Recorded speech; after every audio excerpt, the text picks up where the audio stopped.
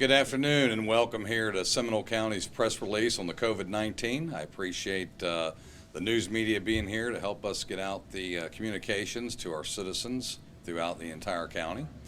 I would like to say thank you to all of our citizens who have been working diligently and paying attention to the information that we continue to put out, not only on social media, but the county's own website. That has been very good information with our emergency management people doing live Facebooks a couple times a week. So we're pushing the message out. I know there's a lot of questions about what Seminole County is doing, so I'm going to try to share a little bit of that with you all today. As you know, that some of the nearby jurisdictions have adopted a stay-at-home order, and stay-at-home orders which allow for continued movement through the jurisdictions, such as visiting grocery stores, hardware stores, auto repair stores, and other public places, may or may not be the best thing to serve the purpose of a stay-at-home order. With or without the order does not change the fact that the public is going to continue to interact with or without such an order in place.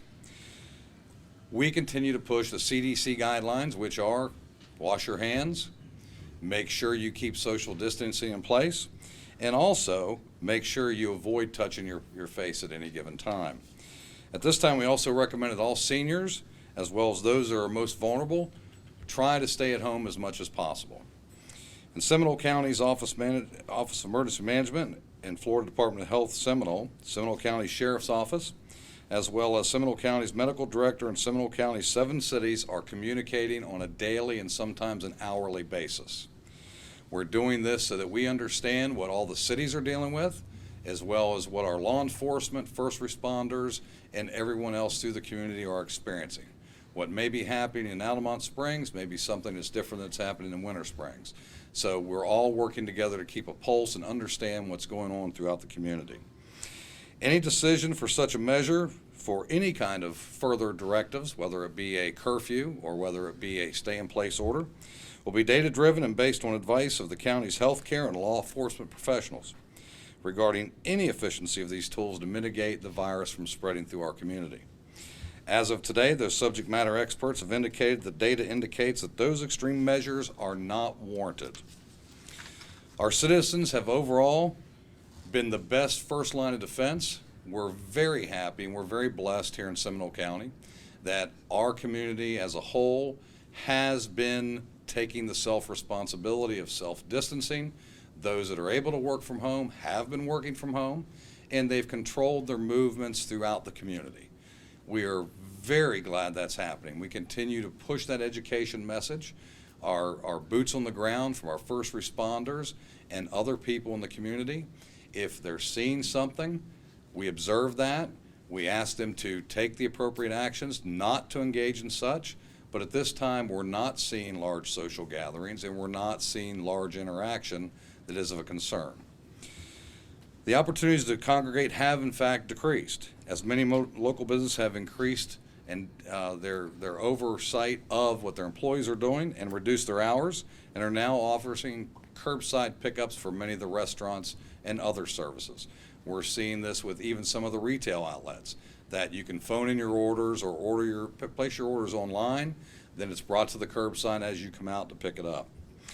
Seminole County government, our partners, will continue to educate those businesses that remain open, such as grocery stores, regarding CDC guidelines. Emergency management and our public health and safety officials will evaluate the need for a shelter-in-place order on a daily basis. Recognizing the data may not dictate or may dictate for such an order in the future. Several factors influence the activation of a shelter-in-place order, including but not limited to the number of diagnosed cases and quarantined individuals within the county. Direction from the state of Florida and noncompliance with CD guidelines for social distancing being evaluated on a daily basis. So we are evaluating this on a daily basis, sometimes an hourly basis. We're talking to all of our 7 cities. We had a teleconference this morning with the sheriff, our health officials, as well as county government, and talking to all of our cities and helping understand what their needs were, and if they had any needs that weren't being handled or covered, we're all working together to fulfill those. So with that said, I'm now going to turn it over to Sheriff Lemma. He's going to share some information with you all as well. And again, be safe and thank you very much. Thank you, Chairman, and thank you for being here as we talk about kind of the state of where we're at in Seminole County. The Chairman mentioned that our decisions are really based on the data that is available to us, and I'll share some of that to give you kind of a snapshot at where we're at here in Seminole County. I will tell you I am in constant contact with the 8 chiefs of police here in Seminole County, representing the 7 municipalities and then the airport police department as recent as a few minutes ago. So we are in lockstep on our philosophy on this and what we're actually seeing in the community. I think that the CDC guidelines is kind of really the gold standard when it comes to curbing the influence and the negative impact of this virus. And I'm incredibly proud of the citizens of Seminole County. They've clearly taken this emergency situation seriously. When we drive through the county, we see very few businesses that are open, and those that are open are typically closing at a much earlier hour. But there really hasn't been any calls for service that I'm aware of gathering or violating either the rules that were put in place by the governor's executive order or the recommendations that are put in place as CDC best practices. So let me kind of give you some of the data that we use to take these or make these decisions. First is going to be calls for service, which is a direct reflection of what is actually going on in the community. Calls for service are those calls that are received by our communication center. And in Seminole County alone, this is the unincorporated areas of Seminole County, there's been a 21% decrease per day in calls for service. That means 1/5 of the calls that were normally coming in prior to March 1st are no longer coming in. To put those in raw numbers for you, 1,000 calls on average per day has now been diminished to about 800 calls per day for unincorporated areas. If you take all of the municipalities combined, the 7 cities, there's also a 9% reduction in calls for service within those jurisdictions. And those numbers represent normally 1,640 calls for service per day has now been reduced down to 1,500 per day. Another interesting factor is look at the proactive activity of law enforcement, because proactive activity of law enforcement is usually a direct reflection of how active a community is. If there's more people out on the streets, more law enforcement officers are checking out with people who may appear suspicious. When there's more motorists on the roadway, there's potentially more traffic stops that are occurring. But in the past 25 days, there's been approximately a 30% reduction in proactive contacts with law enforcement. And if that number is not concerning enough, that is with all of our law enforcement agencies moving to maximum staffing abilities in our patrol functions, which for the sheriff's office alone means 25 or 30 additional deputy sheriffs that are out there on the road. There's just, quite frankly, not a whole lot going on, especially during our evening hours. Another data set that I think is important to mention, and I mentioned it on Friday's news conference, is since March 1st, as of Friday, we had a 40% reduction in Part 1 crime. And Part 1 crime are those 7 categories of crime that have determined to have the greatest impact on the quality of life of the citizens. They're murder, rape, robbery, ag assault, motor vehicle theft, larceny, parts and no parts from vehicles. There was a 40% reduction as of Friday. Now that reduction has been reduced a bit. There's actually a 16% reduction as of today in the reported crime when compared to March 1st. And March 1st is the trigger point because that's when Seminole County initiated our emergency order that's there. Another good indicator of where we're at is our bookings at our correctional facility, and I'll spend a little bit of time talking about our correctional facility, but as you know, we have a 1,400 bed facility here in Seminole County. Our average population right now is about 850, and as of March 1st, we would book in on average about 35 to 40 people per day. Those bookings now have been reduced over the past few days to about 12 people per day. So there's a lot of less people being arrested and brought into our correctional facility, and I'll talk about that here in a moment. Because there's less people coming in, that also means that there's less people being released from the correctional facility, which was normally a 40-person per day release practice, has now been reduced to about 23 to 25 people per day. So when you look at the numbers, twice as many people are being released as are booked in this current state. Now, I had mentioned on Friday that we put some measures into effect that minimize the transfers from our correctional facility to any other correctional facility in the state. And that's important because when you look at these minor misdemeanor offenses that are occurring within our community, deputy sheriffs and police officers have to make a decision on whether or not it is worth the risk to place somebody who may be contagious in the back of their patrol car and then transport them to, I would argue, one of the most intimate and close-quartered environments in the county. And I've encouraged our deputy sheriffs to use extreme discretion when it comes to those non-violent misdemeanor offenses, and whenever possible, handle those things by filing either a capias or a direct file on the charges. That preserves the safety of our first responder, and it does not potentially risk the hazard of contaminating our correctional facility. I don't need to spend very long by talking about the hazards associated with new people coming in the back door through the sally port of our correctional facility and the challenges that brings on. When it comes to law enforcement, I said that extreme discretion is being used for these misdemeanor cases, these low-level violations, which quite frankly, more laws that are imposed by government means potentially more law violators. Many jurisdictions across the state have made it clear that their intent is not necessarily to enforce a law, but to educate the public. And at this point in time, I think that we've done a pretty good job with educating the public, and it makes, in my opinion, not good practical sense today to impose restrictions on a problem that does not yet exist in our community. We have to remember that Seminole County is a bedroom community. We don't have some of the challenges that are really brought on by major metropolitan areas. Most of our area, our land mass, is residential, and most of our commercial is restaurant and those things that support those various residential communities, which, by the way, most of them have been closed to any sit-down services, and most of them are just operating in takeout services.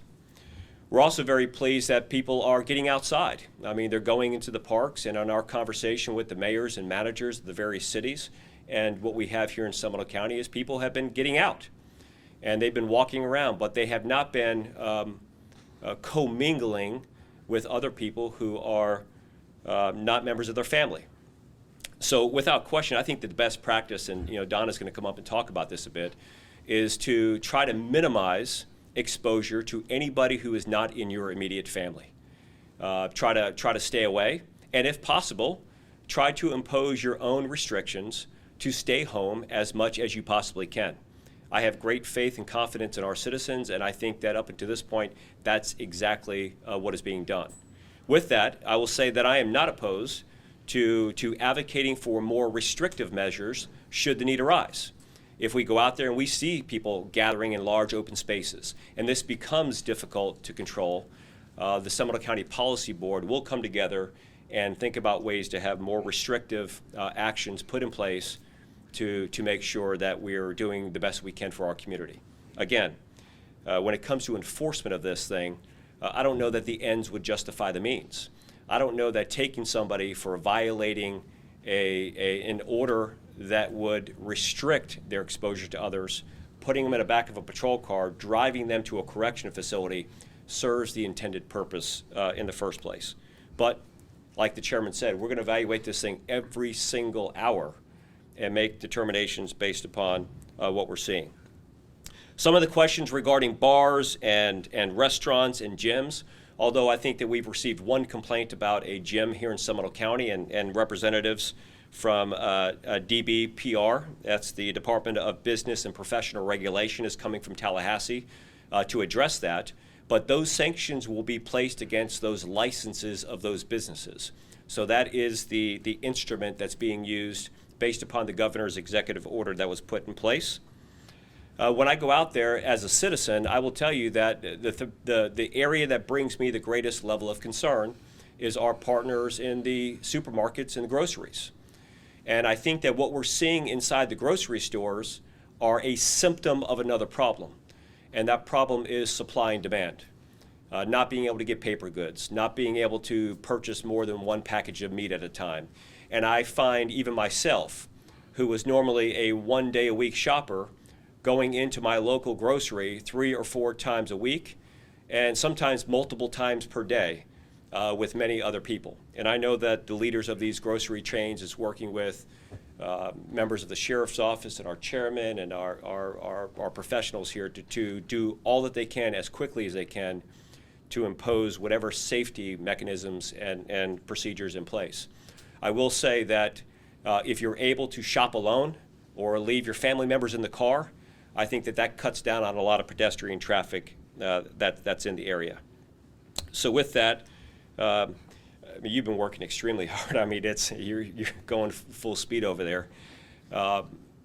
We want to communicate with our public. We want to make sure that we're being as open and as transparent as possible. And sometimes people give feedback and they want to see us on a news conference every day. And the information is available out there. I think it's incredibly important that we don't sensationalize this, but all of our agencies are posting up-to-date and current information on Sheriff's Office website, Seminole County government website, and all of the cities within Seminole County as well. So with that, I'm going to introduce the hardest working person in this epidemic, our Health Department Director, Donna Walsh. Thank you so much, Sheriff. And actually, here in Seminole, it is a team effort. We are, as he mentioned, very blessed that everyone works so well together. We could not do it alone. I just wanted to provide an update. I know we had a news conference last Friday, and I will reinforce some of the messages from that conference, but also give you an update. As expected, we have seen an increase in the number of positive cases reported to us here in Seminole County, but that is directly a factor of the increase in testing as well. You know, so far we have tested here in Seminole about 538 individuals. The state does produce a report twice daily to give us updates, and there is a dashboard available for anybody who wants to keep up with statewide, you know, how many cases are reported, how many tested, and so forth. Florida had a total of 2,355 positive cases as of 11:30 this morning reported, and 28 deaths. So far, no reports of deaths in Seminole County, thank goodness. In Seminole County, as of 11:30 this morning, we had 37 confirmed cases. And as we have done since the first case was reported to us, we continue to reach out to those cases. We do investigations.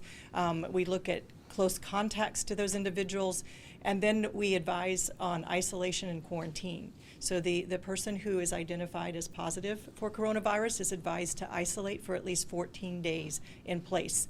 And then those around them who may have been in close contact, whether it's family members, if it's somebody in the community that they had close contact with while they were symptomatic, then we advise those folks to quarantine for 14 days, and that means that they are asymptomatic. Now, if anybody who has been or is in quarantine develops symptoms, then they are asked to please contact us at the health department. We will facilitate their visit to their provider, hospital, even at the health department if they're uninsured or underinsured, again in partnership with True Health, to make sure that they're properly seen by a medical professional and provided a test as well if indicated. So we will continue to do that. And for the most part, you know, we have seen cooperation in our community, as Sheriff mentioned, as we talk to folks and advise them of the importance of isolation and quarantine so that they can protect those around them. So far in the state, there's been 23,741 negative results reported. And so far in the statewide, there's been 1,443 results pending. Those pending results are from our commercial laboratories and hospitals. The commercial laboratories such as Quest and LabCorp, Quest Diagnostics, LabCorp, Mayo, ARUP, and others, they are seeing an increase in volume of tests ordered. So therefore, they're showing that it's taken them a little bit longer to get those test results out. In our county, we have We have 17 sites that are currently testing. Those are our urgent care centers, hospitals.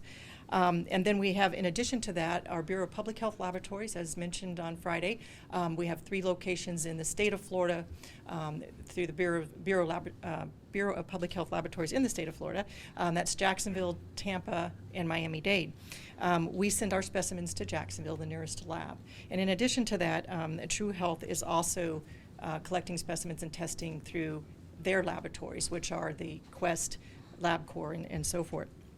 So we did look at the testing rate for our county in comparison to other counties in Central Florida and throughout the state. And honestly, we are testing per 100,000 at least as much as, if not more, than some other counties. So we are certainly expanding the testing. We are currently following the CDC guidance of those folks who are more at risk, 65 years and older, our healthcare providers, our first responders, law enforcement, and fire rescue. So on March 24th, that was just this week, Governor DeSantis did issue Executive Order 20-83. He directed the state surgeon general and state health officer to issue a public health advisory. And that public health advisory does identify and strongly encourage those most at risk, as mentioned before, are those folks who are elderly with underlying health conditions to please take precautions and isolate themselves. So the advisory, as I mentioned, 65 years or older, currently are advised to stay home for 14 days. And as mentioned many times here, as well as throughout the nation and globally, this is in an effort to bend that curve, if you will, to flatten that curve. So that gives us an opportunity to make sure that our hospital systems and so forth are well equipped in the event that we do have the critically ill. Persons with certain underlying conditions, same thing. The advisory also asks, just as we're already seeing voluntarily, honestly, for businesses to reduce their capacity to about 50%, to encouraging them to telework as best they can, for those businesses that can, of course. And that's all in an effort to prevent the spread of this virus in our community. I know that I did mention on Friday that it is possible for people who are asymptomatic or mildly symptomatic to pass this virus on. The science doesn't show us exactly what the percentage of those folks are who can transmit the virus, but there is evidence that that is possible. So the best thing that we as a community can do to protect those who not only are most vulnerable, but our loved ones, our neighbors, our friends, is to stay home and only go out for essential needs. That's the most important thing that we as responsible citizens can do here in Seminole County. So some of those underlying conditions, as I mentioned before, include chronic lung disease, moderate to severe asthma, heart disease, immunosuppressed folks, HIV, AIDS, if you have cancer, leukemia, if you have severe obesity, diabetes, renal failure, and liver disease. Those are just some examples of what we consider underlying health conditions and those most vulnerable to developing complications from this infection. So we also encourage you to continue to practice the social distancing, and that is at least 6 feet or further apart from those that you may be around. As Sheriff mentioned, we are seeing in our communities, honestly, everywhere, as people are trying to get their needs met at the grocery store or supermarket. Sometimes there's crowding even before the doors open. So, we're actively trying to go out and message that to please have folks separate at least 6 feet. That certainly is not going to help the situation if people are gathering or crowding together to go to the grocery store. So we'll be making sure that we communicate that. That's already started, actually, and I know that Alan Harris will speak to that as well. I know Chairman mentioned that it's also very important that you not touch those areas of your face where there's potential entry of the virus, your nose, mouth, eyes, mucous membranes, in other words. We are still seeing that about 80 to 85% of people globally who are infected with this virus, they recover from it without any complications. So it is those most vulnerable that we're concerned about, and we need to protect those folks. The other is we have tested, of all the tests that we've performed, about 8 to 10% of the tests come out positive. So, you know, I know there's a lot of testing going on, but what we're seeing right now is of all those folks who have been tested, who have respiratory symptoms consistent with coronavirus, about 8 to 10% of those tests are coming back positive. We, every day, multiple times every day, communicate with the county who is providing the support services for those folks who are in isolation and quarantine. We know that if we ask you to stay in your home because you may have coronavirus or you may have been exposed to someone with coronavirus, you have needs. You need to eat, you need your medications. So without the county support, we would not be able to provide those services. And they have been extremely helpful in reaching out to people that we're following for 14 days to make sure those needs are met. So it is a community effort. We're also, the governor also issued on March 24th a request that anybody visiting from areas where there's widespread or substantial community spread, including New York, New Jersey, and Connecticut, that when they visit us, whether it's by plane, train, or vehicle, that they please quarantine for 14 days when they arrive here. And that's because I'm sure that you have seen in New York that they have a substantial increase of cases at this moment. And so we know that there's a higher risk for people coming from endemic areas, what we consider endemic areas, coming to our area to potentially spread the virus. So we have asked people visiting from those 3 states in particular to please quarantine at least for 14 days. That's the extent of the incubation period before they go out into the community. So the essential services that we're currently providing, as I mentioned, is that if anybody does need a service and they are isolating at home, they're being responsible, please don't hesitate to contact either the county or the health department.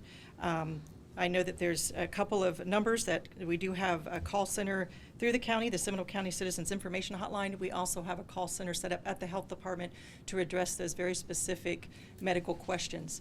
And the calls are coming in. So the phone number to the Seminole County Citizens Information Hotline is 407-665-0000.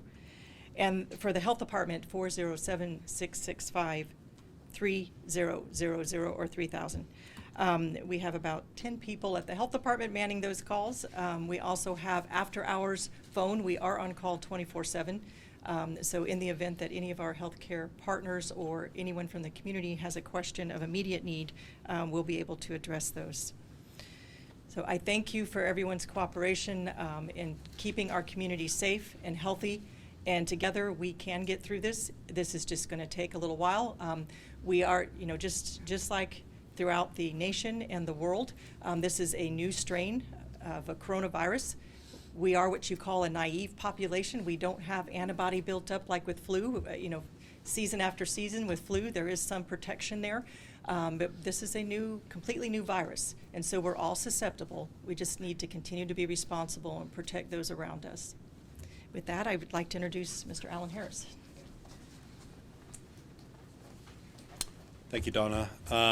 Just a couple things. Of course, we've been active at the Emergency Operations Center since the first COVID-19 positive case was identified in Seminole County. Since then, we've been receiving information and requests from assisted living facilities and nursing homes requesting personal protective equipment. I'm very happy to report that we've had 6 semis so far of personal protective equipment coming into the Seminole County area. We've been able to fill a majority of the critical needs of the assisted living facilities, nursing homes, and hospitals. We have 17 left on the list, and all of those will be filled today. So that's very good news. The supplies are starting to come in, and we are starting to be able to fill those supplies. As Donna mentioned, we have been providing services like food, delivery of pharmaceuticals, so you don't have to leave your house to go to your local CVS or Walgreens or wherever your pharmacy is to get your insulin or heart medication or something like that, that we have people that will go get it for you and that will deliver it to you. Those individuals, the individuals in the EOC are calling the persons that are isolated and quarantined every day to make sure that they are okay. They're now getting the temperatures of those individuals to help the health department, and then we're providing those services. It is important to note, because I mentioned at the last press conference, this is not for everyone that has decided that they want to self-isolate at their home. This is for individuals that have been tested or have been told by the Florida Department of Health to isolate or quarantine in their home. So please don't call the Citizens Hotline if you've just decided that you want to self-isolate. It is just for people that are being mandated to self-isolate in their, or very strongly suggested to self-isolate in their home, and certainly for individuals that are positive with COVID-19. I am very happy to report that the regional testing site did open here in the Central Florida area. The regional testing site is at the Orange County Convention Center. It is a regional site, which means that it is for individuals, residents of Seminole County, Orange County, of course, Osceola, Lake, Brevard, and Volusia County. So you can go to the Orange County Convention Center. We had contact with them just a little bit ago. There is no wait at all in those lines, so you can go there. This is for individuals that are in the healthcare field or first responders. You do not have to have symptoms if you are a healthcare worker or first responder and would like to get tested. It is also for individuals that are 65 and older and have symptomology. So they did an amazing job yesterday keeping up with the flow, and it looks like they are doing an amazing job today, because we just heard a report, no wait whatsoever at the regional testing site. And again, that is for Seminole County residents. We have had a few calls at the hotline, where is the Seminole County drive-through site? It would be impossible in this climate to have a drive-through site in every single county in the state of Florida. So they have established these regional sites for multiple counties to go to. Our Citizens Hotline, again, Donna mentioned that, but our Citizens Hotline is open now Monday through Sunday, so 7 days a week. It has English and Spanish speaking individuals there, so feel free to call into that Citizens Hotline. It is staffed by Florida Department of Health as well as emergency management personnel. The number again, 407-665-0000, 407-665-0000. We also encourage you to go to our social media sites. We have Facebook, Twitter, Instagram, Nextdoor, all the different sites. Please go to that for pertinent and critical information. Some of the information that is being spread on social media is not accurate information. So please go to a trusted governmental agency when getting your information. And of course, you can always follow us on our website at prepareseminole.org. Again, prepareseminole.org. It's got information on just about everything. So every city has information on the Prepare Seminole website. The Sheriff's Office, School Board, Seminole State College. We're trying to provide as much information to our community as possible. And with that, I'm going to ask the chairman to come back up for a closing statement.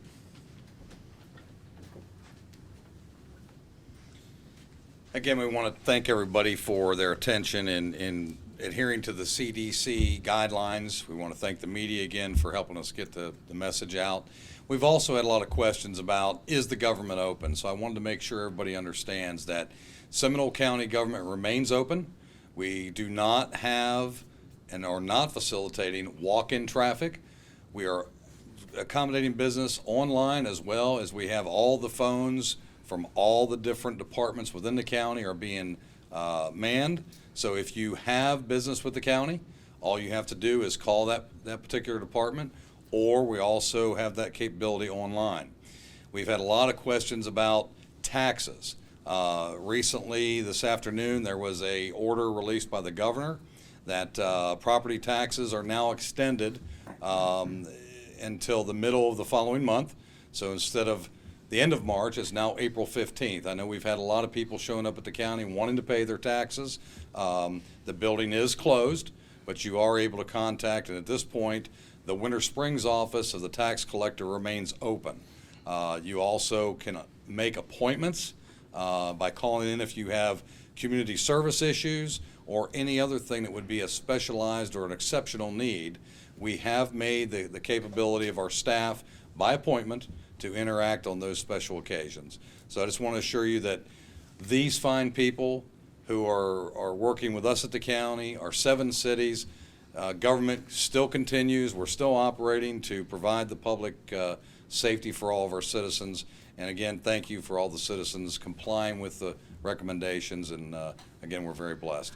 With that, if you have any questions for our folks, we'll be happy to take them. I want to ask the sheriff about the crime stuff real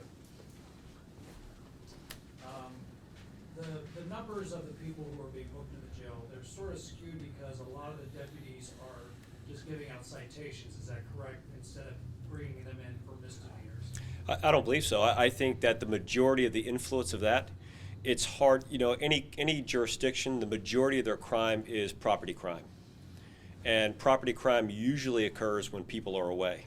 Rarely does a burglar want to be confronted by somebody who's home and all of that. So with all of these residents and more people not at their place of employment, it lends to more eyes on the street, a more difficult time to victimize or commit a burglary. That's one aspect of it. The second aspect of it is when the streets are clean and there's minimal traffic on the road and people are not gathering around at bars and nightclubs and restaurants and on the street corners, it creates a less of an opportunity to go out there and conduct proactive law enforcement activity.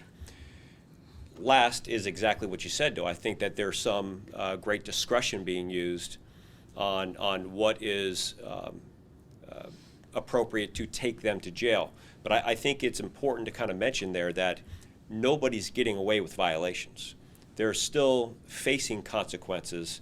The consequence just may be a court date as opposed to a trip to the correctional facility. And I think that anybody who's watched these news conferences I feel like I have a command center going on at my house watching this. You realize that you may be asymptomatic for 2 or 3 days. And you can imagine if somebody came into the correctional facility like that, exposed it to other inmates or other staff, we've got a whole different problem on our hands. And up to this point, we don't have any cases of the virus in the correctional facility. But as a precaution, what we're doing is anyone who does come in and stay, we're quarantining them for the first 14 days that they stay, which takes an incredible amount of resources and effort, but we feel it's the best thing to do to prevent the spread. And as an agency that does deal with the public a lot, do the deputies that are out there, do they have the things they need, the gloves and everything? Any issues with that? Yeah, so we're well equipped, and I think that we're using extreme discretion on how we deploy those things. I'll give you an example. Like if it's a routine call for service, we're handling a lot of those calls telephonically. If somebody says, look, my license plate is off my vehicle, I don't know when I lost it, normally we would send a deputy out there. They would probably greet the deputy at the door. They would invite the deputy to come inside. In many cases, the deputy would take their laptop on the kitchen table and work and do that right there with them. A call like that would probably be handled over the telephone. We've worked with the state attorney's office to have voice recorded statements, which normally would be a sworn written affidavit, where they can now voice record over the telephone, verify who they are, so there's no personal contact. On those calls that we absolutely have to go to, if the person calling us is cooperative, we ask them if they'll meet us outside. And we have those conversations with the CDC recommendations of the 6-foot rule, and we have a conversation right in the front yard. And that allows us to save our very valuable protective equipment. We're okay, we're properly equipped now, and I think it's because we make good decisions on when to deploy it. Commissioner Zembower, if I could have you step there for a moment. Recognizing, of course, you represent local government, not Yes. state government. Correct. You do talk with the state government. Right. We have had, of course, as you might imagine, a gazillion people reaching out on various topics throughout all this to our newsroom. One of the things we're hearing a lot about, you've got a lot of people who've just landed in the layoff and unemployment line in the last several days. Correct.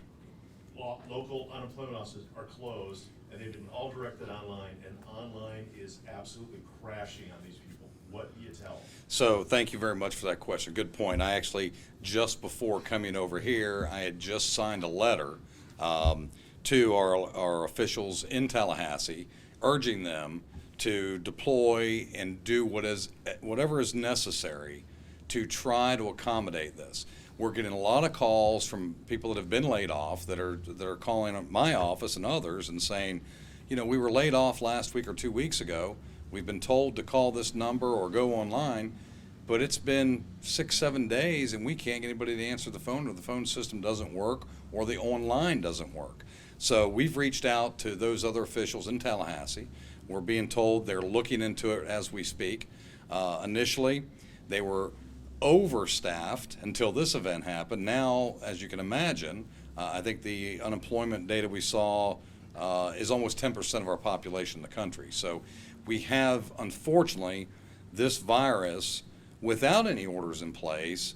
A byproduct of that is it's been very hard on the small business people as well as the employees. As you can imagine, hospitality workers, the restaurant workers, the nightclub workers, they're all unemployed for the most part right now. So it's certainly a problem. So we're trying to work with the federal and state people to make sure we can find some other means or improving that means to get it happening. So the message, unfortunately, right now is we're working on it. We're working on it. The local government has not any control over it. Is at the state level, and we're urging and literally screaming, you've got to do something.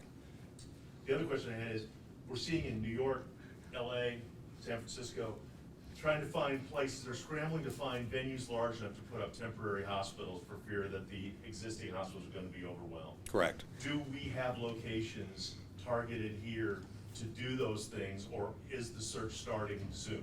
So the answer to that is yes. As far as specific, that's more of an answer for Alan Harris, which has been doing yeoman's work, reaching out with our private enterprise partners who, by example, if they have abandoned a site because they've closed down, that is a site we could identify and also use. So yes, we've identified several sites that we could deploy when that becomes necessary and if it becomes necessary. And they're locked up. I mean, you've got arrangements made. Correct, absolutely. And I can't speak enough.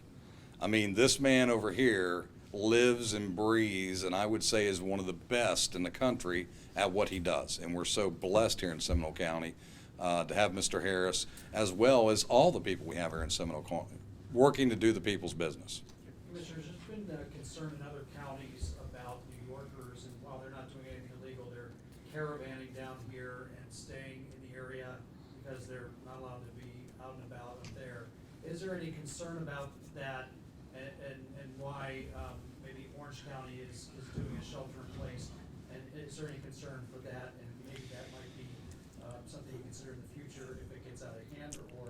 Well, sure. I mean, all things are being considered, and the benefit of having our law enforcement, our first responders, our local, our state, and our federal partners, we're all watching this on a regular basis on how that unfolds. We're in touch with the Sanford Orlando International Airport on a daily basis, letting us know what's going on, what's being deployed, and right now, as far as the information we received today, when those individuals, for instance, are flying in, there are health officials there to screen those individuals, have those conversations so that we can have some trackability.